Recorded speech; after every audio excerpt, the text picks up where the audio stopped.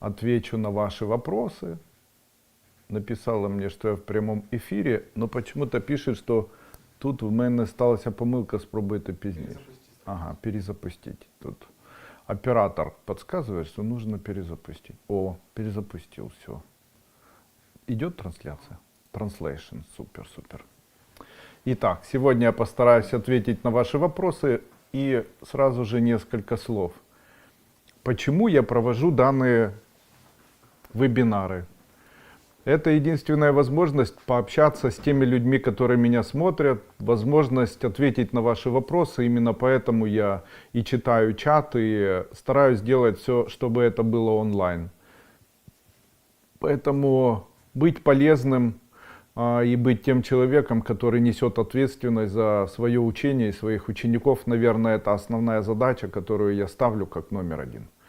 Итак, здравствуйте, Андрей Андреевич, подскажите, коврик у алтаря нужно убирать, чтобы никто другой его не трогал, или это не важно? Это не важно, коврик у алтаря, как и сам алтарь, могут трогать и прикасаться к нему могут все абсолютно люди. Ничего в этом страшного нет. Вообще не заморачивайтесь на том, что ваши четки нельзя кому-то брать, никто не должен смотреть в ваши тетрадки, никто не должен там сидеть на вашем месте. Все это в кругу семьи разрешается. Все в порядке. А можно ли не в кругу семьи, чтобы кто-то брал ваши тетрадки? Там все можно. И четки, и атрибуты. Пусть кому нужно, там подержали да положили. Это же вещь, предмет, а кому оно нужно? Ноезолінце 1. Добрий день, підкажіть, будь ласка, як правильно чогось бажати і ставити собі мету? Чи потрібно думати про це щодня, окрім самих дій? Я думаю, що людина потрібна...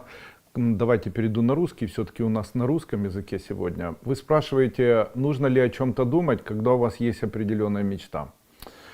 Первое, как определить мечту, и второе, зачем мечты, и третье, нужно ли осуществлять свои мечты. Сегодня я все расскажу. Первое, по моему мнению, самая лучшая мечта, которая существует на Земле, заключается в том, чтобы желать счастья. Почему? Я очень долго мечтал чего-то конкретного. И как только я отказывался от чего-то конкретного, через очень короткое время у меня появлялось то, что я хотел, только по-другому. Так я очень долго хотел любую квартиру в Киеве, любую абсолютно. Я хотел любую квартиру в Киеве, откладывал деньги, старался. После этого нечаянно переехал в Винницу. После этого вновь в Виннице я все равно откладывал, буду я иметь в Виннице. Потом переехал в Киев. И когда я махнул рукой, внезапно купил себе, но не однокомнатную, как я планировал, а уже с большей квадратурой. Почему это так устроено все? Дело в том, что мы хотим что-либо конкретно, а высшие силы имеют на нас определенные, совершенно другие задачи. Так человек хочет квартиру, а ему суждено жить в доме. Так человек хочет жить в доме, а ему суждено прожить на корабле. Так человек хочет выйти замуж за... Там женщина хочет выйти замуж за Колю, а Коля не хочет ее, но она очень стремится и шантажирует, и еще что-то делает, такие случаи бывают. Потом с Колей начинает жить, у Коли ломается жизнь, у нее в итоге ломается жизнь, у всех ломается жизнь, а потом она разводится, остаются дети, скандалы, она нервничает, психует, а потом выходит замуж за очень хорошего человека и проживает с ним до конца своих лет. Ну и стоило ли оно хотеть так Колю? Лучше бы дождалась, когда появится другой Коля, с которым проживет она всю жизнь. Я часто говорю, что мы люди обычные, мы ждем и мечтаем о чем-то таком глобальном, себе желаем что-либо, на самом деле не понимая, что у высших сил для нас какие-то совершенно другие задачи. Почему это происходит? Первое, мы очень часто подвергаемся влиянию желаний тех людей, которые находятся рядом с нами. У меня была история, когда-то я жил с девушкой, дружил с девушкой, она была моей френдом, так сейчас называют. То есть это не было женой еще, но я собирался делать ей предложение. Кстати, это женщина, которая мне отказала в замужестве. Такое тоже в моей жизни было. И когда я с ней жил, то у меня был бизнес. В этом бизнесе я продавал или сдавал в аренду помещения, сдавал в субаренду помещения. Ну, в общем-то, все хорошо получалось. Свои стабильные там 5-10 тысяч долларов я получал. Но ее мама вмешалась и говорит: слушай, ему нужно заниматься детскими вещами. И она после этого не может спать. Я говорю: почему ты не спишь? Она говорит: вот я думаю, что нам нужно срочно начать заниматься детскими вещами. Детские вещи всегда всем нужны, детские вещи всегда хороши, люди рожают и будут рожать, нам обязательно нужно это знать. Я говорю: нет. Дело в том, что если детские вещи, а у меня была возможность, я говорю: детские вещи, это сейчас мы купим там 10 тонн этого товара. Потом нам нужно будет снять это помещение, или магазин открывать, или киоск, или еще что-то. Я даже знаю, где это сделать. Потом нужно будет нам заниматься дебетом, кредитом, сальдо, вести бухгалтерский учет. Для того, чтобы его вести, первое время продавать, для того, чтобы узнать спрос и предложения. Чем занимаются конкуренты, что они продают, на чем зарабатывают, на чем не зарабатывают. И я говорю, этим всем придется заниматься нам самим. Я не смогу, потому что у меня очень большой бизнес, я не могу этим заниматься, я целый день занят. А придется заниматься тебе, а ты хочешь? Она после этого говорит: нет, я вообще этим не хочу заниматься. Ну, конечно, ты привыкла вставать в 11 и ложиться в 3. Как же ты будешь этим заниматься? А как же спать? И после этого, видите, получается, ей хотелось не потому, что ей хотелось, а потому что маме хотелось. Так часто люди думают, что им нужно что-то, потому что у всех есть, а у них нет. Потому что так должно быть, а у них так не получается. И это неправильно, потому что у каждого человека есть миссия того, на что нацелена его жизнь и где он будет счастливым. Вообще жизнь человека — это бесконечный лабиринт всевозможных событий, который связан с бесконечным лабиринтом событий, которые происходят у других людей в том числе. Для того, чтобы человек прожил счастливо, я считаю, единственную задачу, которую может человек ставить себе, это желать счастья. Вы знаете, если вы по утрам будете просыпаться и говорить себе: я искренне желаю счастья, которое даст мне Бог. Я искренне желаю счастья, которое даст мне Бог, и я этого желаю искренне. Увидите, как после этого ваша жизнь развернется на 100%. Не желайте стать миллиардерами, не желайте стать там очень богатыми людьми, не желайте стать еще кем-либо. Желайте, чтобы высшие силы дали вам ими уготованную программу счастья, которую они подготовили исключительно для вас. Что мешает вам быть счастливыми людьми и двигаться на пути к счастью? Вам мешает, первое, влияние других людей. Второе, отсутствие внутреннего счастья. Человек может быть счастлив от малого, для того, что, знаете, что подобное притягивает подобное. Грусть притягивает грустных, желание выпить притягивает алкоголиков, наркоманы запросто находят наркоманов, как они их находят. Лесбиянки и гомосексуалисты притягивают лесбиянок, гомосексуалистов. Я, кстати, против них ничего не имею. Почему? Ну так это обычные люди, у них есть свой выбор, и они счастливы в этом. Пусть они будут. Кто-то там задавал мне вопрос: а если у ваших детей будет? Ну, значит, это такая судьба. Я не изменяю. Я очень верующий человек. Я понимаю, что пути Господни неисповедимы. Если это мой путь, в котором я должен испить это как полную чашу, я готов все принять от начала и до конца. Я не сопротивляюсь, принимаю, стараюсь максимально каждый день радоваться от этого. И почему подобное притягивает подобное? Когда мы живем, мы чаша. Наши чувства — это вода, которая заполняет нашу чашу. И сублимация чаши и воды создает магнит, который притягивает события. Вот смотрите, я каждое утро просыпаюсь и говорю: мне нравится жена, мне нравится стул, мне нравится... Я наслаждаюсь от того, что растут дети, мне нравится, как меняется погода, то, что я одет и даже чем я занимаюсь. И в дальнейшем эта чаша наполняется бесконечными радостными моментами и создает магнит счастья, который просто так приходит в мою жизнь. Когда необходимы деньги малые, я получаю малое, когда большие — большие. Когда нужно здоровье, я получаю здоровье, а когда хочу помолодеть, молодею. Почему? Это жизнь, которую я называю жизнь с позиции самолета. Когда еще не успел подумать, что тебе нужно для того, чтобы ты был счастливым, а счастье уже подано.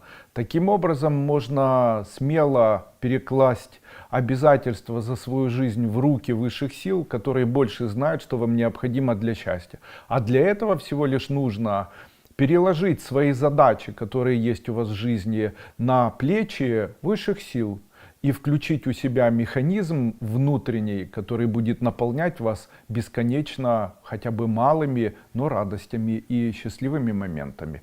Какие счастливые моменты есть? Смотрите, люди очень часто думают, что счастливые моменты это поесть. Это безусловно. Если человек кушает, он от этого получает радость. Второе, это интим. Да, безусловно, когда у человека есть прикосновения, есть связи, есть интимная близость, то это, безусловно, радость. Но есть радости, которые мы упускаем. Я их называю продвинутые или радости высшего плана. Потому что интим это 5 минут, ну ладно, 7. Потому что, я шучу, конечно, одна. Поесть это час, ну максимально 2 часа, а дальше целая жизнь. И наша задача эзотериков, которые стремятся к магическому, наверное, могуществу, как раз и заключается в том, чтобы найти вот эти более широкие задачи, когда человек может наслаждаться, осознанно наслаждаться. И вот эти широкие задачи, они важны. А это когда мы начинаем наслаждаться от того, что есть рядом любимый человек, от того, что есть рядом там, стена, на ней картина, от того, что просто мы можем посидеть в тишине, от того, что мы наслаждаемся событиями, которые происходят, от того, что у нас просто жизнь, и она идет дальше. И вот эти элементы наслаждения близкими, наслаждения разговорами, наслаждения бытием, оно музыкой, наслаждение чаепитием, наслаждение да чем-либо, погодой, просто осознанием того, что ты живешь, они наполняют человека. Человек становится со временем пробужденный. Как писал Григорий Гурджиев в свое время в книге Вельзевул своему внуку, я не помню, как точно называется, там он говорил о том, что для пробуждения необходимо, чтобы у человека существовало сконцентрированных 3 механизма: удивление, восхищение и радость. Удивление, восхищение и радость есть основной ключ к пробуждению человеческой души. И он говорил, что есть люди, которые живут в состоянии непробуждения, как бы спящем режиме, не осознавая свою жизнь, не осознавая, что они живут в обязательствах, страхах и страданиях. И путь к пробуждению он обозначил как путь осознания своей жизни, которое необходимо открыть. И он говорил, что 3 ключами являются удивление, восхищение и радование. Таким образом, следуем пути Гурджиева-Успенского и Дуйка. Наслаждаемся, радуемся и восхищаемся жизнью. А дальше еще интереснее. Но все же, Андрей Андреевич, мы молоды, а молодость, она требует материального благополучия, потому что, ну, следуя логике, вы тоже в этом правы. Потому что на протяжении дня у человека может быть миссия счастья, а может быть миссия счастья без денег, а может быть миссия счастья с денег. Ты знаете, миссия счастья без денег, когда вы встретили любимого человека, у него осталась квартира от родителей, 3-комнатная, вы живете, там родили детей, он разводит перепелов в клетке, там инкубатор купил, в квартире в 1 комнату поставил, а летом делает закатки на даче, и, там закатывает огурцы и даже выращивает курей бройлерных, и у вас 2 детей, и в общем-то вам хватает, вы получаете какое-то пособие, он где-то там работает охранником, да плюс еще перепела и перепелиные яйца, и есть еще какой-то минимальный доход, но в общем-то все абсолютно счастливые. Он теплый, хороший человек, Вы его искренне обожаете и любите, детки растут, и, в общем-то, счастье наполнено.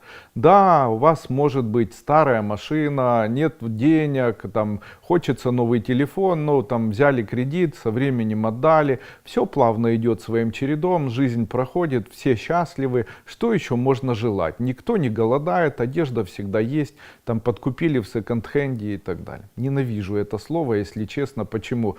Люди должны покупать в магазинах настоящие вещи, какие они захотят. Только в этих гнойных странах постсоветского пространства сделали из людей рабов. Когда уже эти прокоммунистические дядьки все перестанут руководить людьми, делая из них рабов? Как можно, пусть быстрее это уже произойдет. Уже освободятся люди от этих оков дебильной этой власти коммунистической и живут счастливо. Ладно. Так вот, но это одна жизнь, а вторая жизнь та же самая, но у мужа хорошая зарплата, у вас хороший бизнес, там получилось там закатать огурцы, продать хорошо, сделать там YouTube канал, ну я не знаю, в общем, какая-то идея. А у мужа появились идеи в жизни сделать мастерскую в гараже, где он начал со временем придумал там какие-то электроды, которые начал делать в кастрюле, а потом сделал какую-то установку, сам сварил и там, в общем, что-то придумал, их начали покупать в Казахстане, продавать вагонами, миллион заработали. И все, в общем-то, счастливы, но жизнь при этом не изменилась. Вы все равно счастливы рядом с этим мужчиной, и рядом растут эти прекрасные дети, которые что так поступят там в училище, в техникум, в институт, или там ничего не будут делать, получат образование или не получат. В общем-то, вы жизнь проживете. И, конечно же, нам и в первом, втором случае путь радости и счастья, он неизменен. Вы все равно будете счастливы и радостны, потому что уготованная миссия счастья и радости вам уже дана. А как же тогда, но хочется все же, чтобы были деньги.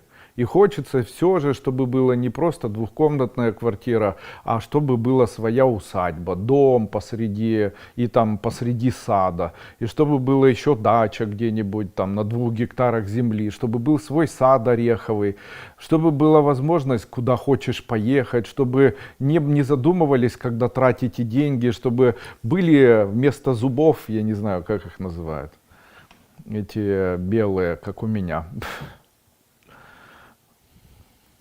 чтобы хорошее здоровье было, чтобы можно было одеваться, чтобы одежда была не секонд-хенда, чтобы можно было пользоваться парфюмами, ездить на дорогом автомобиле, радоваться жизни, делать подарки близким, заботиться о детях, быть красивой, смотреть за собой. Хочется. И, конечно, для этого необходимо использовать эзотерику.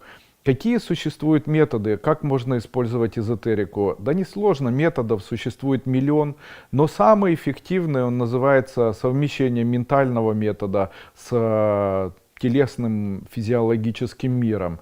Как вообще выполняется данная практика? Первая подготовка. Сядьте и подумайте, что вы хотите больше всего в жизни. Пусть это будет совершенно четкая задача. Допустим, может быть задача такая: я хочу на протяжении 1 года заработать там какую-то сумму денег. Даже если вы напишете 1 миллион долларов, а у вас сейчас нет 1 миллиона долларов, вы можете писать, это безопасно. Почему? У вас начнет появляться энергия, которая будет направлять вас на то, чтобы у вас начали появляться мысли. Я сейчас скажу, почему это работает. И когда пишите 1, 2 или 3 желания, так и пишите: хочу до конца года заработать 1 миллион долларов. Второе желание. Не надо, зачем вам такая большая сумма?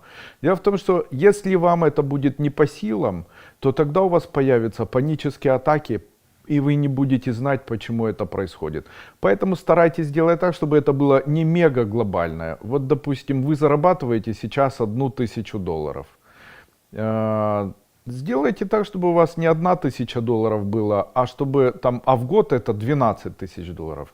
Напишите: хочу на протяжении года заработать там 25 тысяч долларов. Это получается по 2000. Или, соответственно, 36 тысяч, по 3000 долларов. Напишите: хочу на протяжении года заработать 50 тысяч. Пусть будет так, в 5 раз больше. И после чего напишите первое желание: хочу заработать на протяжении года 50 000 долларов. Второе желание: хочу, чтобы у меня был там, ну и дальше придумайте сами, собственный любимый муж, который будет меня обожать. Но только желание должно быть односложное. Любимый муж. Не нужно, чтобы обожал, был высокий, этого всего не нужно. Просто такая фраза. Не половинка, то появится нижняя половинка, а верхней не будет. Знаете, будет придурок, вы же умная, а будет хотеть только секса, а думать не... И деньги проигрывать в игровой автомат. Самая большая глупость, которую придумали люди, это говорить: когда же у меня появится моя половинка? А какая вам нужна, верхняя или нижняя? Появляется верхняя — страдаете, появляется нижняя — страдаете. Так а какую вы хотите? И зачем половинка? Пусть целиком приходит. И поэтому пишите второе желание, хотите третье, но не обязательно. После того, когда вы написали, то поставьте тире и придумайте какое-нибудь слово абракадабру. Абракадабру. Чирмык-пук. Чирмык-пук. Там: я хочу выйти замуж за богатого. И там, ну и так нельзя, а просто пусть у меня в моей жизни появится любимый муж. И какое-нибудь слово иличим. О, иличим гюзлим-челим, да, получилось. И челим гюзлим-челим. Неправильно. Видите, получается, синаптический или алгоритм в мозгах включается и на что-то похоже. Поэтому слово должно быть такое: ичемирир. Ичемирир. Придумал. Ичемирир, я такого не знаю слова. Ичемирир. И вот я пишу там, где выйти замуж, ичемирир. А там, где богатство, лилипока. А там, где еще там что-нибудь, там, чтобы зуб вырос, ну лучше этого не надо.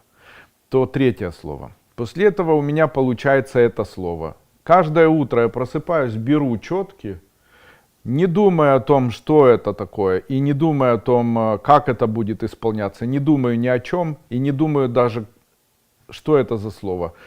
Беру и читаю круг четок 108 раз вот это слово, которое у меня получилось. Можно их читать друг за другом, можно даже делать так. Намах — это да будет так. Можно читать так: ом или милипип, ну, там, ичирим, ичиримир, намах. Ом или милипип, ичирим, намах. Ом или милипип, ичирим, намах. Ом или милипип, ичирим, намах. Ом или милипип.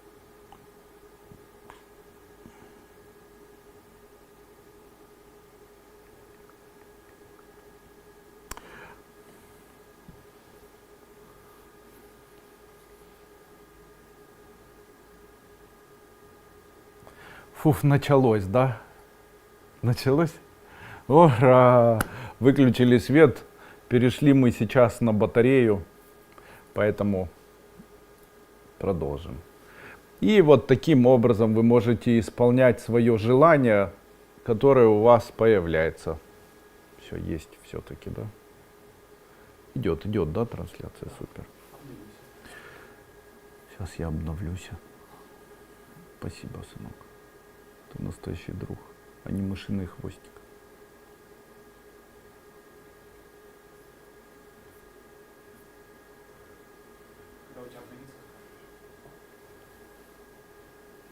Да, все идет, все.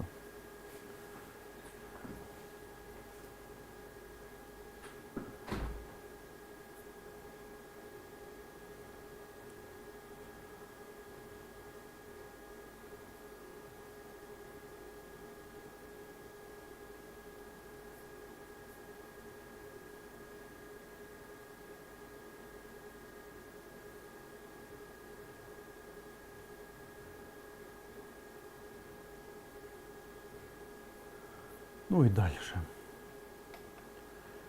Ірута Лішкауйте, ми вас очень цінимо. Спасибо. Як навчитись зберігати спокій в будь-якій ситуації? Дуже не важко це робити. Коли ви їсте їжу, то після цього сядьте і зробіть якісь движення. Ну, наприклад, поїли щось, сіли ось так, і зробіть щось рукою ось так. Оп, оп, оп. І почухайте собі щочку. Робіть це 3 рази на добу, коли їсте. І потім, коли у вас тільки нервуєтесь, будете щелкать, и после этого будет у вас исчезать это состояние. Это все придумал некий человек, его фамилия Агеев. И это называется ключом Агеева. И очень прикольная штука такая. Если человеку хорошо и в этот момент он делает какое-нибудь движение, то после этого у него с этим появляется связанный рефлекс. Поэтому запуском данного ощущения, спокойствия и наслаждения после еды можно связать с каким-нибудь действием. Поэтому такое действие человек выбирает сам для себя, и это является ключом к его уровню спокойствия. Эдик, приди, настроим, потому что очень нечетко почему-то. Так. Андрей Андреевич, обожаю онлайн-эфиры. Это волшебное, доброе, настоящее. Приятно. Всем участникам спасибо. Добрый вечер, я живу в Финляндии временно. Скажите, какие мне купить ваши препараты от бессонницы? Бессонница возникает на фоне переживаний у человека и страхов. У меня есть гармонизаторы Дуйко. Они такие пшикалки с хорошим запахом. Я даже покажу, как они выглядят сейчас. Вот так вот они выглядят. Гармонизаторы психического состояния. Вот есть такие гармонизаторы, которые связаны с страхом, от страха называется. Вид гневу, и есть такой же от страха. Нет, надо на камере поправить. И вот находите от страха и пшикайте на подушку перед сном. Раз, два, три, вот так, два, три. И после этого ложитесь спать. Спать будете великолепно. Почему? Ключом, класс. Ключом, который открывает человеку сон, являются запахи, потому что открытие астрала происходит через эфир. И вот этот эфир, он как раз и находится вот в этих бутылочках. Поэтому чем больше эфира, тем легче засыпать. Использую ли я? Конечно, я не только использую, я еще и жене. Но я ей от гнева. Она обычно, когда ложится спать, злится. Почему злится? Девочки злятся. Мужчины испытывают страх. И поэтому для того, чтобы этого не было, можно его использовать. Вид гневу. Вот. Мне не нужно, потому что я и так добрый. Поэтому препарат от бессонницы. А еще мелатонин. Хороший препарат. Мелатонин. Сайт у меня легко запомнить. Две буквы. tf.ua. Т это Тимберлейк, F это Финляндия, U это Украина и A Австралия. tf.ua. Здрасте, мне очень интересно, как можно помириться с человеком. Мой предыдущий менеджер уже годы держит обиду на меня. Представляйте этого человека и представляйте, будто вы с ним обнимаетесь. Будете 3 раза в день обниматься мысленно с этим человеком, помиритесь. Здрасте, Андрей Андреевич. Здрасте, Наталья Горбач. Андрей Андреевич, как будет обстановка со светом? У нас многоквартирный дом и отрезано отопление. Как поступить?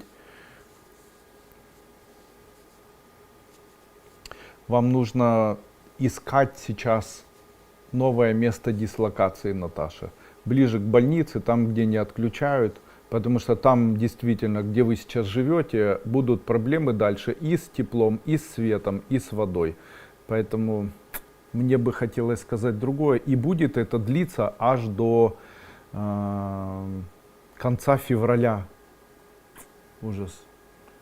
Поэтому знаете, значит вооружены. Доброго вечора. Скажіть, можна приймати хрестик в подарок? Можна все в подарок приймати. Ніколи не відмовляйтесь від подарунків, тому що подарунки – це фортуна. Коли людині дарують дуже багато всього, ніколи не відмовляйтесь, і щоб вам не подарували, завжди не передарюйте, а принесіть додому. І тільки після цього, коли воно вдома переночує, можна комусь дарувати. А до того моменту Ось коли ви щось там отримали, хтось вам подарував, то принесіть це додому. І після цього можете... В мене була така історія, перейду на русский язык. Была такая история. У нас был очень знаменитый патриарх в Украине. И этот патриарх очень хотел, чтобы я работал вместе с ними. Так странно это звучит. Потому что я занимаюсь эзотерикой, могу предсказать будущее или могу просмотреть какое-то событие. Ну и, конечно, будучи неким таким придворным, наверное, ясновидцем, знаете, в Украине, и не в Украине тоже, появляются люди, которые узнают, потому что как бы советуют один другому. И потом появился у меня вот такой человек. Я отошел от этого, потому что понял, что люди с такого уровня это люди мстительные, жестокие, и мне это не нужно, потому что бизнес начал приносить мне деньги. За большими деньги и кормушки я никогда не стремился и не хотел миллиардов, миллионов и так далее. То есть мне устраивает вся моя жизнь от начала и до конца. Будет больше, буду рад. А не будет, не сильно расстроюсь. И когда мне нравится просто эта игра, которая называется зарабатывать, а не воровать. Поэтому идти туда, где воруют, я не хотел, совесть меня будет мучить, а работать с теми, кто ворует, ну тоже как бы мне надоело, потому что у них там свои какие-то заскоки. И вот появился у меня человек такой, он пришел ко мне на прием, такой дедушка, но я понял, что он необычный дедушка, потому что с ним пришло человек 15 охранников в гражданском. Они сели все, стали там на 4-м этаже, и я понял, при этом дождались, когда все выйдут, и закрыли двери, и там никого не пускали. Я понял, что это пришел какой-то босс. И вот он сел такой скромный и говорит, у меня такая проблема, такая проблема. Я говорю, конечно, назначу ему медпрепараты, сказал, какие анализы сдать. Там. Он говорит, а я знаю, у вас еще есть вот такая штука. Я говорю, конечно, ну а можете сказать, кем я работаю? Я говорю, конечно, могу, кем? А вы в рясе ходите? Он говорит, да, точно. Я говорю, ну вот видите. Он говорит, вы первый, кто сказал. Ну и после этого очень сильно хотел, чтобы я с ним работал, я ему отказывал. И он мне подарил книгу, очень красивую, такую в красной такой фурнитуре, дорогая книга, больше нескольких тысяч долларов стоит. Евангелие от Петра Могилы, это основателя Киево-Могилянской академии, по-моему, или Киево-Печерской, по-моему, академии. И она у меня дома лежала. Вот когда я принес ее домой, мы все переругались. А потом я понял, что это мы ругаемся из-за книги. Поэтому я ее вынес и после этого передарил. Да, бывают такие нюансы. Такая же история была страшная. Две таких истории было. Раньше я занимался тем, что если у человека там очень плохо что-то дома, и там сын выпивает, то мог я приехать к ним домой, просмотреть там, как живут они, что в их семье происходит. И вот я прихожу в одну семью, и там начальник очень большой компании, вот этот папа, его не было, была его мама и 2 детей. И, значит, я хожу по квартире и нахожу у них в квартире подклад лежит. И я говорю, вот эту вещь, которая у вас лежит, ее необходимо выбросить. А она лежала как раз у сына в комнате. Я уже не помню, что это было. И этот подклад, я говорю, вам его необходимо вынести, его так не нейтрализую. И вот когда вы его... А это оказалось еще и подарок, который подарили их отцу, для того, чтобы его уволили с работы, потому что он на госслужбе был. А он лежал в комнате у сына. После этого, когда выбросили это все, это дорогая вещь была, когда выбросили, то после этого вот этот сын, который нигде не мог устроиться на работу, нигде не работал, ничего не делал, выпивал все время пиво, ворнякал, уже даже дрался с отцом, пробовал там прыгать на него, тут же женился. Тут же женился, девочка хорошая, и девочка такая сильная, и помогла ему, и поставила на должности, там прям супер-супер. Так он потом очень долгое время меня до сих пор поздравляет с днем рождения. И вторая история была в Виннице, была такая история, тоже обратился парень и говорит, что жили-жили, все нормально, а сейчас в семье такое, как будто все переругались, все орут, переругались, бесятся, ненавидят. Что ж такое, Андрей Андреевич? Можете заехать ко мне домой? Заехал к нему домой и смотрю, а у него тоже подклад в виде игрушки.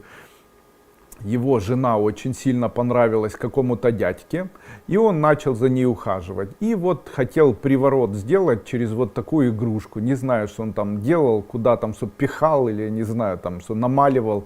И подарил ей игрушку, она не смогла ее выбросить, принесла домой и поставил ее прямо в центр квартиры. Я эту игрушку сразу нашел и говорю, а где она взялась? И она говорит, да, это дочке кто-то подарил. Но я-то знал, что это не дочке подарили. И говорю, надо ее выбросить просто, выбросьте ее. Она говорит, да, хорошо, легко. И вот выбросили, я говорю, там подклад лежал, теперь будете счастливо жить. И потом он говорит, да, действительно, как только выбросили данную вещь, да, можно ли как-то подклад найти? Можно, закрывает человек глаза, представляет квартиру или дом, и смотрит в темноте, ночью представляет дом, как будто он идет по дому и все вокруг темно. Вот там все должно быть темным. Там, где есть свет или свечение, там есть подклад. Вот можно энергетически, мысленно при этом убрать вот это свечение или его заполнить тьмой, если есть подключение как бы промопара к пользованию данной энергией, то можно таким обрядом все убрать. Сегодня был обряд, сегодня тоже проводил обряд, обратилась женщина, и у нее ребенок очень болен и очень тяжелая болезнь. И я первое, что делаю, всегда просматриваю на наличие там тяжелых там влияний, порчи, сглазов. И смотрю, у нее в животе сидит, у этого ребенка в животе сидит толстая старая тетка, которая жадно играет на картах, вот в карты, прям тусует карты. Я говорю тетеньке это, нет, не подействует на вас.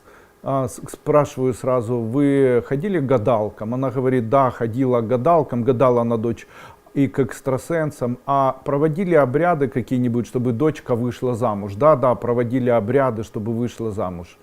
Так вот, обряды, чтобы вышли замуж, возможно, и не были проведены, а какой-то обряд по забиранию доли или по проигрышу доли, ну вот такое что-то был проведен. И все, и вот доля проиграна получается, и внизу в животе сидит бес такой, который играет в карты. Я знаком, кстати, с этим бесом, и говорю, сколько это стоит, она говорит. Я говорю, $400 стоит, если хотите, чтобы я убрал. Она говорит, нет, у нас нет столько денег, потому что ребенок, и потому что лечим. Я говорю, да я уберу и так, ладно, фиг с вами. А мне на одного беса больше, буду энергетически сильнее, все в порядке. Ну и вот такая история, была еще такая история, вот у женщины тоже, ладно. Подарил мужчина в Арабских Эмиратах, подарил ей золотую книжечку. Такая красивая золотая книжечка, а внутри этой золотой книжечки белый камушек. И такой он грязненький, некрасивый. Одел прямо на нее и говорит, храни, но мужчина просто левый. Но там помог ей уехать, там чуть ли не таксист какой-то, он еще и индус, не араб. Зовут его Рави. И после этого она приезжает, и у нее падает крыша. И она говорит, не могу, ломает меня. С мужем, муж начал бесить, смотрит на мужа, говорит, в мужчине своем не узнаю своего мужчину. Какой-то страшный, вонючий, какой-то грязный, волосатый, плохой, дети как обезьяны. Говорит, не могу, говорит, закрываюсь в туалете, рыдаю по 5 часов. Андрей Андреевич, что ж такое? И после этого обратилась ко мне, я говорю, дарили вам такую вещь? Да, на шее носите, да, надо ее... Надо вот это, что внутри находится, камушек, который там находится, нужно его разбить молотком. Она говорит, как только камень разбила молотком, было лето, то вот камень на бумажечке молотком разбила и несу его в туалет. В квартире живут на 13-14 этаже, никого нет, окна закрыты, и внезапно прям в воздухе появляется несколько зеленых мух, которые прилетают и садятся на этот камушек. Андрей Андреевич, что это такое? Я говорю, да, это вот такое влияние и передача, такое тоже может быть. Да, в этом мире, как ни странно, существует и вот такой ужас тоже.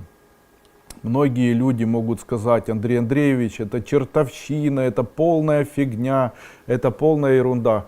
Я тоже с этим согласен, друзья мои. Я прямо серьезно говорю. Я как медицинский работник абсолютно уверен, что это полная фигня, полная чертовщина и полная ерунда. Но я хочу вам сказать, что слава Богу и дай Бог, чтобы никогда вы в своей жизни не столкнулись с этим. Дай Бог, чтобы вы были обычными людьми, и чтобы ни вы, ни ваши дети никогда не столкнулись с таким злом, потому что оно есть. И вот когда вы столкнетесь, когда 1000 врачей будет лечить и не смогут лечить, или когда будет очень плохо, что все будут беситься, дуреть и ничего не будет помогать, когда вы столкнетесь с тем, что вчера любили, а сегодня ненавидите, и не можете понять, и ни один психолог не может понять, и там много всего, знаете, то вы начнете искать причину и ее не найдете. А она может быть связана как раз с эзотерикой. Вот так. Знаете, как много бывает таких нюансов, но я же не хочу сказать, что это во всех случаях. Потому что если рассматривать все случаи тотально, то в большинстве своем это либо навязчивые идеи, либо придуманные идеи. Но бывает и такое, когда вот есть настоящее зло, или бывает настоящее влияние, или бывает настоящее омрачение. Да, такое тоже бывает. Такое бывает. Скажите, как можно изменить судьбу в личной жизни, если это возможно? Или хотя бы самостоятельно, как снимать самостоятельно закрытые магические личности? А вы бы хотели, чтобы я вас научил прямо сейчас, да? Ну а как же я это сделаю во время такого вебинара? Смотрите, это же не гоп-стоп, это ваша жизнь, ваша судьба. И для того, чтобы вам что-либо объяснять, необходима целая лекция длиною, там, возможно, даже не в один день. Потому что, там, допустим, если это связано с родами вашими, то нужно вас научить, как работать с родом, как представлять свои рода, которые под ногами находятся, где там узлы находятся. Если это связано там со второй чакрой, то почему она там у вас не горит. Как запустить это все, это еще занятие какое-то. То есть это все какие-то моменты, механизмы. Психологические механизмы, которые блокируют, мной были названы ранее. Я уже говорил когда-то, что психологи очень давно разобрались, почему человек не может жениться или выйти замуж. С чем это связано? Психологи утверждают, что человек не может выйти замуж или жениться, потому что у него должно совпасть 3 компонента надобности или 3... Все происходящее в этом мире, оно необходимо.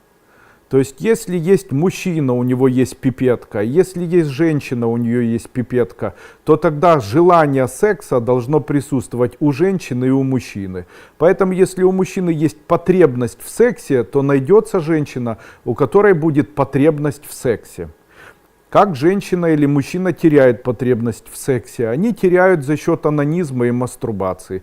Женщина часто мастурбирует, после этого у нее появляющиеся встречи, где она не ставит это как задачу заняться интимом с этим мужчиной, а задача ее в другом, она более такая может быть там, как вместе заработать, или как приумножить, или как сделать так, чтобы семья была богатой. Все, одна концепция, зачем мне выходить замуж, она исчезла.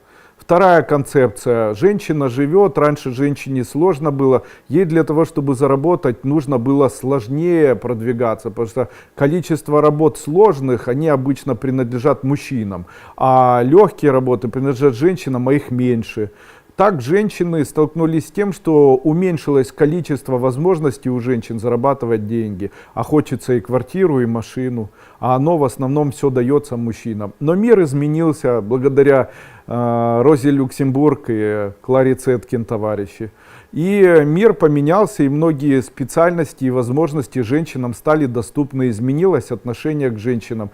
Поэтому у женщины задача и желание найти мужчину, который бы содержал и помогал, тоже решена в большинстве своем. Получается, первое и второе, что могло бы связать женщину, полностью решено. Встречается женщина, которая мастурбировала, которой секс не нужен, во всяком случае, сегодня, с мужчиной, при этом рассказывает, как она зарабатывает. Скажите, мужчине, зачем эта женщина? Что он будет делать с ней? Секс ей не нужен, деньги она умеет зарабатывать. Какую функцию он будет нести рядом с ней? Функцию картины или говорящей головы? Кем он должен быть для нее? Психологом? Я вообще не понимаю этих людей, которые говорят, мы хотим, чтобы рядом с нами жил настоящий эзотерик. Это ужас какой-то. Зачем вам это? Пусть рядом с вами живет просто хороший человек. Эзотерика это не специальность, эзотерика это не работа, это просто знания о жизни, которые способны облегчить выживание и сделать человека в конкурентной борьбе более выигрышной позиции. А так, я знаю таких людей, которые по 10 часов в день занимаются, так а ради чего жизнь проходит? Йога, медитации по 5 часов, там, бесконечные. Хотя мантры можно читать каждый день, и молиться можно каждый день, это хорошо. Почему? Это очищает душу, делает человека более, наверное, духовно наполненным и дает человеку возможности. Тогда что необходимо знать, чтобы мужчина был? Нужно знать, что вы видите этого мужчину и уже его желаете. И нужно иметь чуть-чуть голод такой интимный, чтобы не часто себя удовлетворять, а иногда иметь вот такое желание, что вот желание, чтобы мужчина появился. Второе, иметь желание или видеть, чтобы женщина или мужчина, который рядом с вами находится, что он необходим еще вам и для того, чтобы быть одновременно и поддержкой, и мамой, и психологом, и всем остальным. Вот чем больше вы будете в себе иметь возможности или чувств таких, что вам необходим человек для чего-то, для чего? Для секса, для того, чтобы быть ему там помощником, психологом, помогать деньги зарабатывать, просто обниматься, гладить его по руке, восхищаться его вариантами жизни, восхищаться тем, что он просто живой человек, безвозмездно любить. Вот когда, если у вас появится такое желание, вот чем больше надобностей таких у вас будет, тем быстрее такой человек в вашей жизни появится. А так обычно для интима не нужен, для денег не нужен. Так а зачем он вам нужен? Чтобы гладил, ну так купите гладилку себе, на массаж сходите. Чтобы был просто рядом друг, заведите собаку, она самый лучший друг. Или тещу, или свекра какой-нибудь, чтобы гавкал на вас бесконечно. Будет одновременно. Знаете, хочешь завести друга, заведи собаку. Хочешь завести собаку, заведи тещу или свекра, или мужа.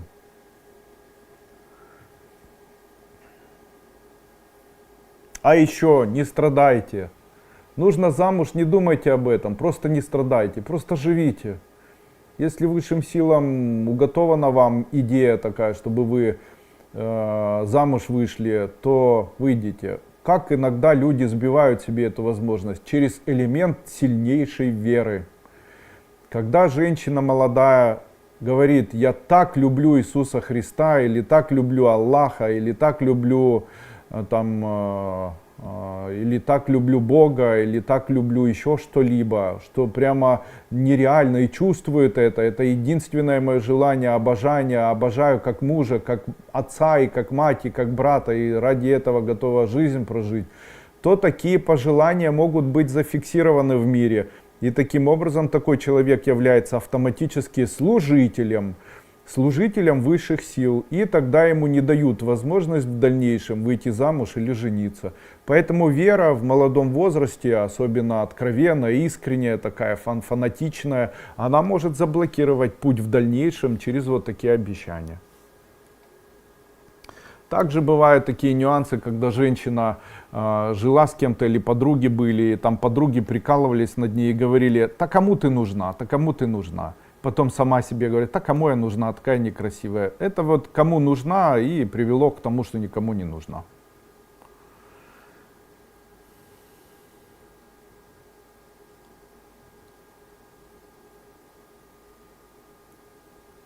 Как сокрытые магические личные жизни снимать?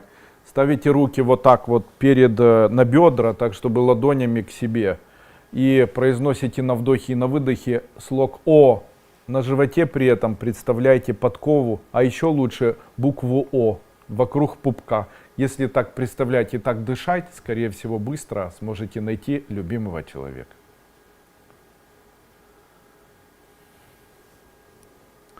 Мне дали посмотреть ваш платный вебинар про Пентакль судьбы от 2024 года. Я переживаю, что заплатила за эту информацию не вам. Дайте разрешение. Нет.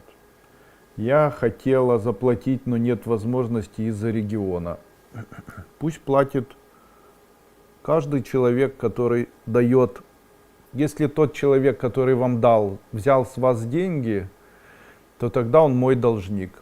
Если вы посмотрели у него, то с ним эта практика не сработает. Теперь она ваша, вы можете ею пользоваться. Вы должником передо мной не являетесь.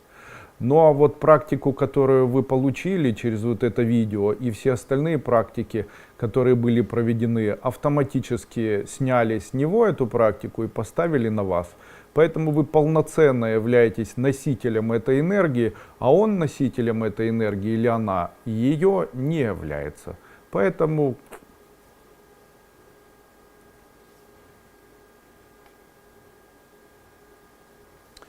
Тетяна Бонд. Хотел вас попросить, хотел еще несколько слов сказать о предстоящем вебинаре. У нас предстоит два очень интересных вебинара. Один из них этот вебинар называется, что ж такое, не то открыл.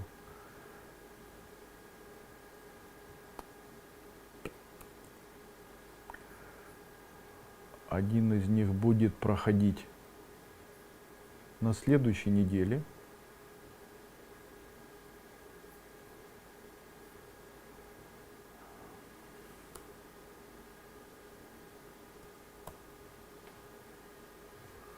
Сейчас откроется сайт, и я скажу. Называется «Программирование 2025-2026 года».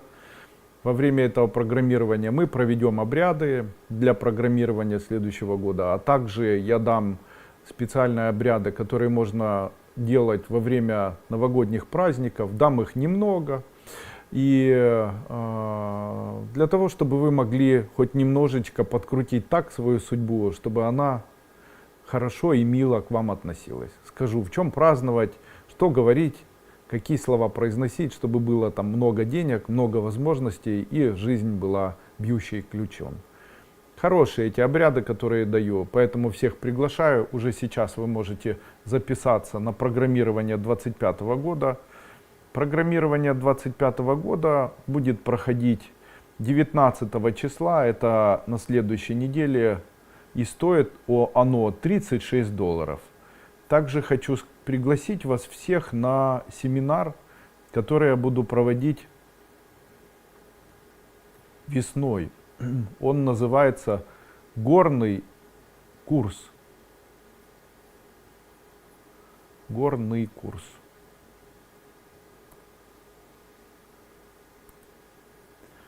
Горный курс школы Кайлас.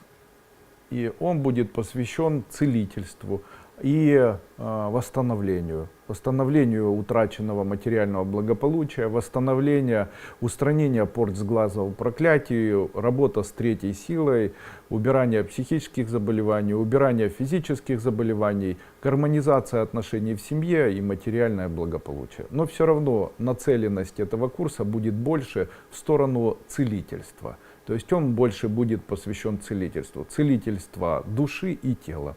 Классный будет курс. Почему он будет классный? Во-первых, это высоко в горах, Карпатах. Во-вторых, рядом с нами никого нет. И вот эта база отдыха, которая у нас будет, там будем находиться только мы. Никаких зевак, никаких алкоголиков, никаких придурков, никаких местных, никого. Только мы. И мы там сможем насладиться уединением, прекрасным воздухом. А воздух-то какой? Аж звенит чистотой и красотой. А еще великолепная украинская кухня. Кстати, там будет первый раз трехразовое питание. Трехразовое питание, а мы еще от себя будем поить всех нашими фантастическими травяными чаями. Поэтому приезжайте, великолепный горный курс счастья.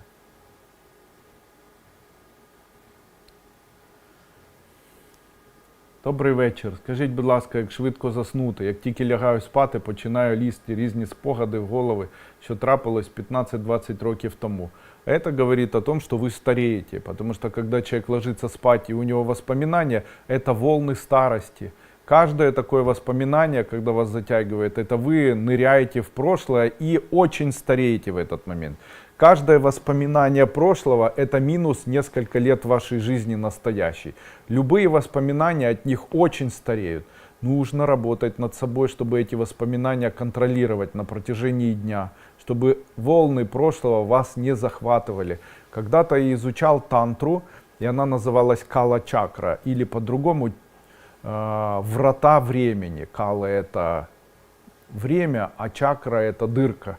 То есть дверь времени. И там были сказаны определенные концепции общения с временем. Одна из них — тотально контролируй свои воспоминания, не вспоминая прошлое. Таким образом будешь контролировать время.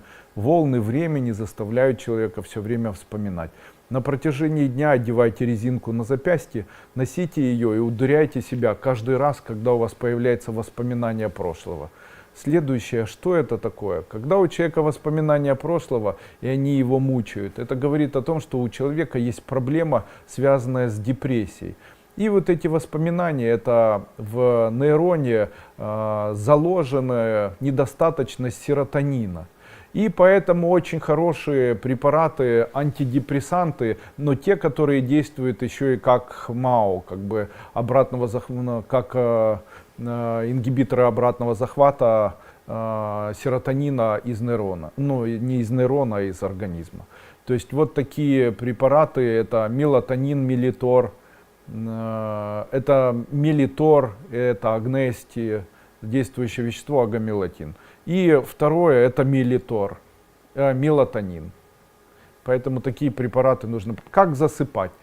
Сначала лежите с открытыми глазами, убирайте телефон. На вдохе вдох короткий, на выдохе произносите со. Со. Со. Делайте так столько раз, сколько вам лет. Потом поворачивайтесь на правый бок. Лежа с закрытыми глазами повторяйте то же самое. Старайтесь сделать вдох короткий, а выдох как можно длиннее. Если даже в это время начинаете думать о прошлом, то все равно засыпаете.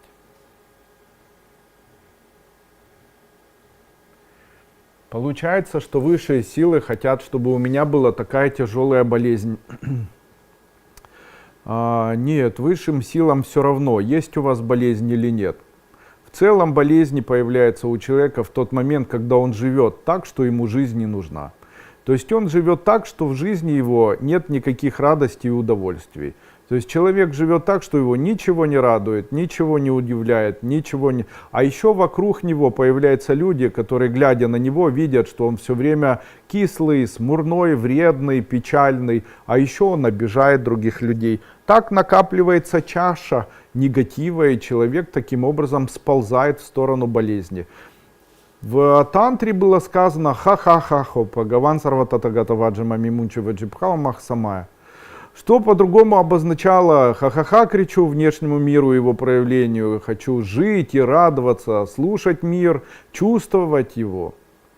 Но в случае, если человек не может чувствовать мир, то он идет в концепции кала-чакра тантры, где говорится о том, что максимально получает жизни удовольствие. Если ты не можешь получать от жизни удовольствие, воспитуй себя так, чтобы внушать себе или подчеркивать, от чего ты можешь его получать. Если тебе первое и второе не подходит, тогда измени жизнь или изменяй жизнь так, чтобы получать удовольствие. Если ты не можешь изменить жизнь так, чтобы получать удовольствие, знай, тебя будет преследовать смерть. Потому что концепция, в которой человек страдает, от чего страдает? Ну, вот мужчина приезжал когда-то ко мне. Я страдаю от ожирения, мне плохо. Я говорю, вы страдаете от ожирения и вам плохо. Это связано с тем, что у вас нет радости. Он говорит, как это нет радости? Я вот, ну от чего? Я выпиваю, это радость. Я ем еду, это радость. А еще от чего? Ну вот у меня нету, жена виновата, потому что она мне не дает, у нас нет секса. А почему вам жена не дает? И я не знаю. Ну так вы должны ей сказать, что вы страдаете от того, что она не дает. Она обидится. Зря. вы не можете друг с другом поговорить? Нет, а вы попробуйте. Потом он приезжает и говорит, надо же, Андрей Андреевич, я жене сказал, что у нас нет секса, нет интима, и я от этого страдаю и не знаю, что мне с этим делать. Она после этого сказала, что да, действительно, у меня есть проблемы, связанные с тем, что мне во время акта больно.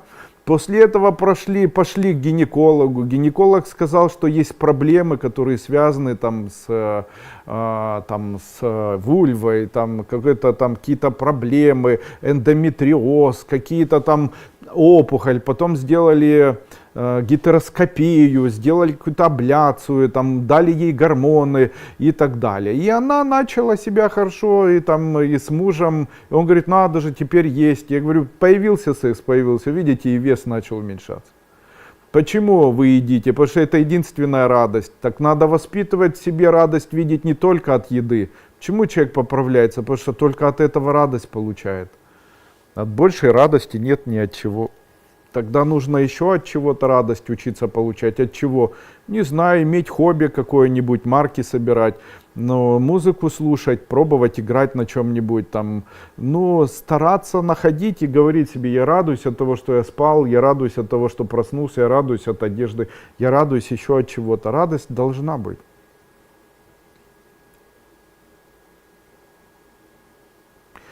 А когда радости нет, то у человека появляются болезни. Так вот, утерянная радость, как обычно это получается, злится человек.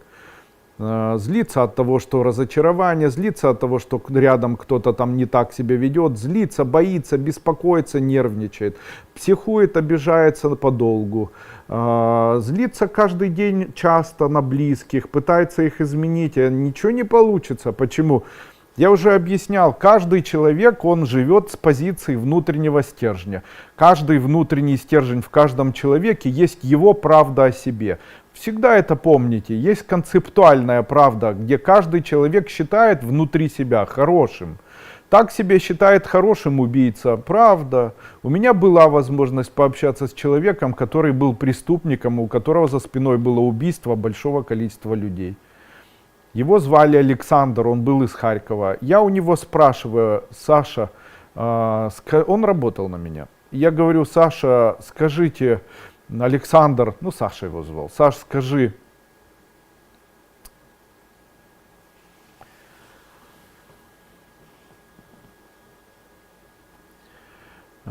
тебя это не мучает? Он говорит, нет, меня вообще ничего не мучает, меня вообще ничего не беспокоит, ничего не мучает. И вот он выпивающий был и кушающий, но радость у него присутствует. Я говорю, тебя не мучает это? Он говорит, нет, я же это не сделал по своему желанию, я это сделал от того, что я был сильно выпивший, от того, что я был сильно распсихованный, от того, что это нечаянно произошло. То есть я хороший, вообще я очень хороший человек. Да, очень хороший человек, только 30 лет отсидел за 3 убийства. Еще кого-то зарезал в тюрьме. И после этого, конечно же, хороший человек. Так вот, каждый человек хороший. Каждый самый отчаянный негодяй, он хороший, он считает себя хорошим человеком. Но мы же видим его сбоку, этого человека. Так чавкающий человек может говорить всем близким, хватит чавкать, вы задолбали, тут чавкаете. Человек может кричать всем, хватит орать, при этом он сам тихо не умеет разговаривать. Мы очень часто готовы всех вокруг воспитать, считая это правдой. Так вот, когда человек говорит, на мою правду все обижаются, а нет вашей правды. Ваша правда это ложь, поэтому на нее обижаются, потому что правда у каждого своя, индивидуальная. Поэтому та правда, которая у вас о ком-то, она неправдивая для того человека, который ее слышит. Поэтому вот это бессмыслица, когда человек говорит, я все расскажу об этом человеке. Во-первых, он не услышит. Второе, не поверит. И в-третье, будет вас обвинять во лжи. Поэтому это бессмысленно. Бессмысленно. И человек говорит, я всех поменяю. Нет, надо себя менять. Надо себя менять. Но с позиции какой? Человек обычно живет с позиции претензий, он начинает проявлять претензии. Ты не такая, ты не такой, ты плохой, ты хороший. А нужно не так, нужно с позиции просьбы от себя. Нужно просить, говорить, что мне бы хотелось, чтобы ты был теплее, мне бы хотелось, чтобы ты мне гладил ручку. таким образом происходит обучение, отношения к вам. Мне бы хотелось, чтобы ты иногда говорил мне там, я тебя люблю. Мне, а как женщина говорит, ты никогда не говоришь мне теплых слов. Да какие же он может теплые слова говорить, если теплых слов миллиард, а вы хотите, чтобы вам говорил только «я тебя люблю», а других не хотите. Ну, нужно ему сказать, я бы так хотела, чтобы ты мне говорил, я тебя люблю иногда, а лучше часто. Ты моя хорошая, у тебя красивые губы, ты мое солнышко. А давай-ка я бы очень этого хотела. Ты такой хороший и умеешь это делать. Все это уже обучение. Вы его научили, теперь он знает, как с вами. Он выучит это и будет говорить, ой, ты такая хорошая, я тебя люблю, у тебя такие красивые глаза. А вы будете от этого таять. А так ты мне не говоришь хороших слов. Он будет говорить, ну, ты моя батарея, ты такая хорошая, как отряд солдат. Ты такая хорошая, как тишина в ночи. Ну, для него это прекрасные слова. Он там на сварке работает, как ты такая классная, как электрод. Почему я классная? Ну, ты же не холодная, ты горячая. Вы понимаете, это может быть приближенно к его жизни, а его жизнь, она может очень отличаться. Точно так же во всем. То есть, когда человек предъявляет кому-то претензии, то не претензии нужно предъявлять, а что вы конкретно хотите получить от этого человека по отношению к себе. Там человек чавкает, можете человеку сказать, ты бы могла или ты бы мог, хоть иногда, когда я рядом нахожусь, стараться немножечко аккуратнее кушать, не чавкая. И не при всех это сделать, а где-нибудь в уединенном месте. Потому что я психически больной или больная, и меня нереально бесит, когда я могу терпеть, когда сам чавкаю, но не могу терпеть, когда чавкают все вокруг. Все. Неужели так люди живут? Бедные люди. Поэтому высшим силам им вообще пофигу, болеете вы, не болеете. Почему? Но вы же не спрашиваете, высшие силы создали человека для того, чтобы человек радовался той жизни, в которой он живет. А человек встал как уксус. После этого мне это не нравится, это плохая, эти плохие, эти нехорошие, эти дурные. А этот плохое, там, а ты дура, потому что ты тупо работаешь. И вообще все мне говоришь обо мне, там, ну и пошла нафиг. А вы плохие, сало, ну как сало плохое, а как съездили, плохо все было. Ну все, потом злится, терпит, злится. С таким вот лицом сидит. Взял бы тарелку эту, и этот уксус бы одел тарелку. Но это еще желчь, она отравляет, бесконечные переживания. Да вообще живите, если вы болеете, говорит, да мне вообще все пофигу. Единственная задача, которая у меня есть, это радоваться хоть чему-нибудь. Чему можно радоваться? Человек скажет, у меня ни денег, ничего, я пенсионер. Вот ты сейчас сидишь, да, но ты же не умер в эту секунду. Нет. Ну тогда радуйся от того, что сидишь. Почему?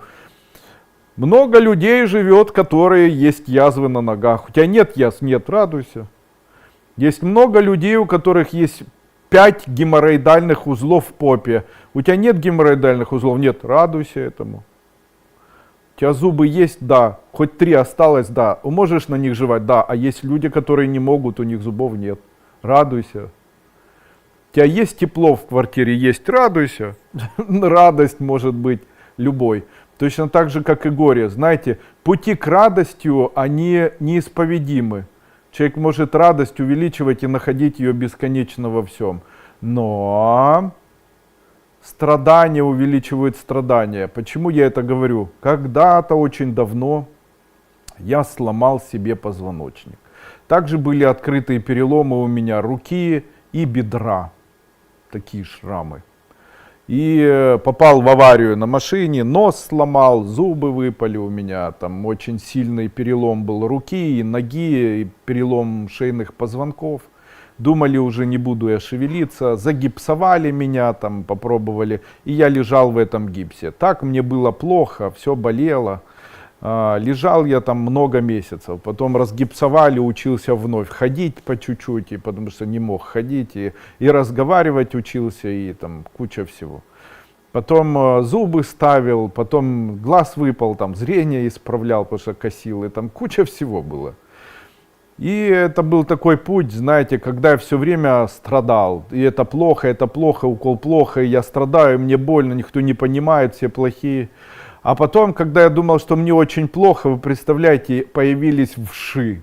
Где они взялись, никто не знает. Лежал я в гипсе, пил через трубочку и глюкозу принимал. И тут у меня появляются вши. Какой капец. И я не могу ни поднять руку, ничего. И вот я помню это, когда вша или гнида, я не знаю, как ее назвать, но сволочь редкая, она выползает мне на лицо и прямо по носу выползает, и там, где волос нет, прямо на носу начинает там колупаться и начинает так больно меня кусать, и я почесать не могу. Я вот лежа на кровати орал просто, орал, мычал. И в тот момент, когда я думал, что хуже не будет, что-то дали мне в еде, и у меня началась диарея. И я тогда понял в этот момент, что чем больше я страдаю от того, что вокруг много мух, тем больше мух будет вокруг меня появляться. И в тот момент я понял, что самое простое в этом случае – это расслабиться и от всего в своей жизни начать получать хоть какое-то удовольствие. От чего? Проснулся, прожил эти 3 минуты, не было боли. Знаете, как я до этого жил? Мне болело, я страдал. Но потом до меня дошло, но были же моменты, когда не болело. И вот в те моменты, когда болело, я страдал. Но когда у меня не болело, я понял, что пришло время радоваться. И вот в те минуты, когда у меня не болело, я начинал думать, что мне приятно, и я радуюсь, и я счастлив. И я понял, что радость может происходить от того, что от малого, от того, что у тебя ничего не болит. И да, радость может быть, и радость она есть, но она такая же естественная для нас, как наша жизнь. Просто естественно для нас иметь руки. И неестественно руку потерять. Потом мы вдруг замечаем, когда нет руки, что ее нет. Точно так же и с радостью. Мы ее не замечаем. Для чего дают болезни? Для того, чтобы вы понимали, что на радость нужно обращать внимание.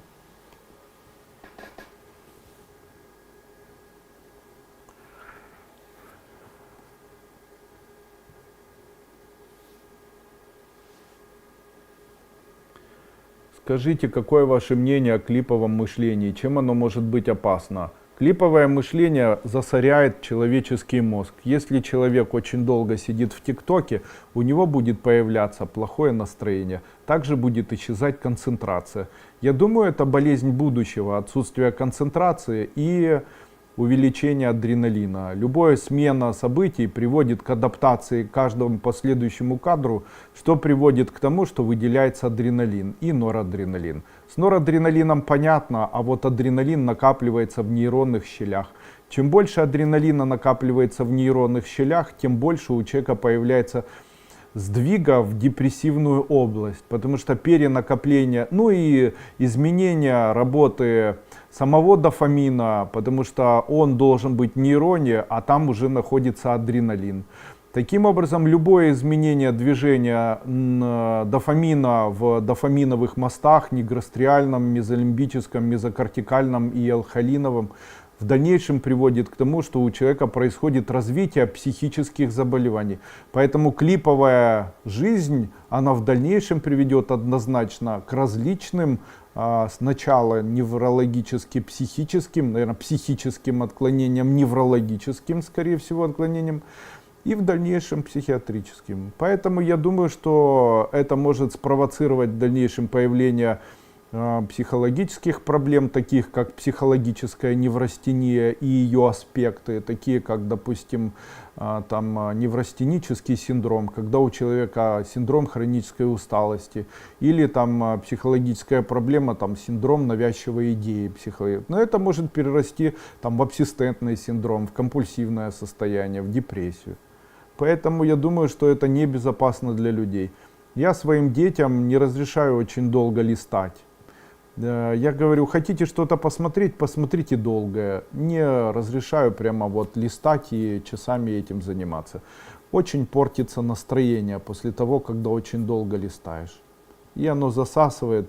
Почему? Это тоже получение удовольствия от адреналина. Чужая жизнь, восхищение, удивление, радость, но только не своей жизни. Когда будет мир? Мир будет тогда, когда российские войска покинут территорию Украины. Они захватили Донбасс, захватили Донецк, захватили территории. Они должны это все оставить и уйти и работать так, чтобы их земли были хорошими. А так, знаете, как работает Россия и как эти войны появляются? Они делают так. Допустим, там в Молдавии, Приднестровье. Сначала появились люди, которые начали просить о том, что помогите нам, нас здесь русских притесняют. Потом появились добровольцы, которые сами приехали и начали, добровольцы, помогать русским, которых притесняет Молдова. Потом пришла военная армия, которая сказала, что все, теперь мы будем русских защищать, Приднестровье, теперь Россия. Ну и так было в Грузии, так было в Приднестровье, так в Чечне все начиналось. Поэтому я понимаю тех людей, которые живут в России. Я понимаю, что вам бесполезно что-то говорить, да.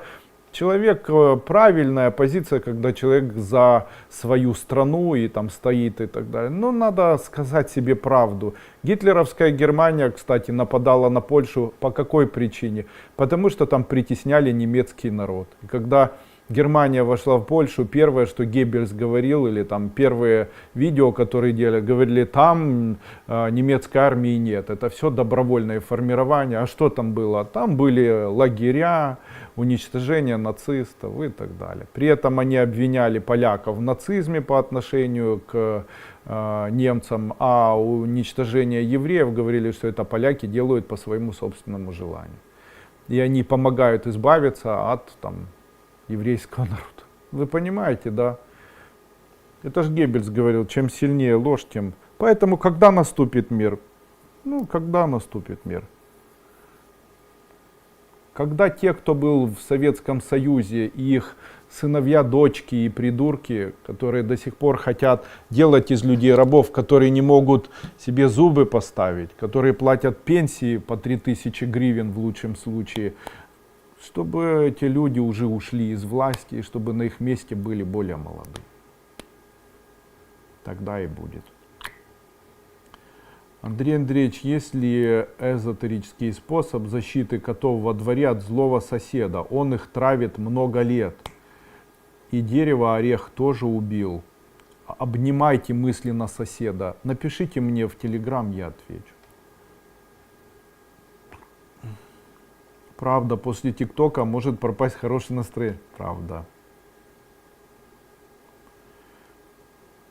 Занялась второй эзотерикой, интересует отливки воском, отжиги свечами. Могу ли я себя... Я отвечаю только исключительно ученикам школы. Вы не являетесь учеником школы, поэтому рекомендацию у меня получить не сможете. Я желаю вам хорошей и долгой жизни и счастья. На этом будем заканчивать наш прекрасный сегодняшний вебинар. Большое спасибо, до свидания.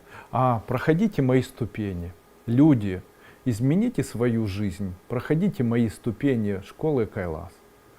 Проходите, потому что это возможно. Единственный метод и закончить войну, и изменить тот период времени, который сейчас проходит. Это путь к тому, чтобы человек мог измениться и быть счастливым человеком. Начните с первой ступени школы Кайлас. Это чудо, которое наверняка вам изменит вашу жизнь в лучшую сторону. Становитесь учениками. Я прямо вас призываю. Эти деньги, которые вы потратите, это как купить себе новую жизнь, как купить себе новые возможности, как купить себе новые события. Вот эти вопросы, что вы задаете, они в большинстве своем абсолютно все рассмотрены мной в первой ступени. Вот не было сегодня ни одного вопроса, о котором бы я не рассказал в первой ступени. Проходите обновленная, она уникальная. Там и кармические практики о том, как можно изменить свою судьбу, там все есть.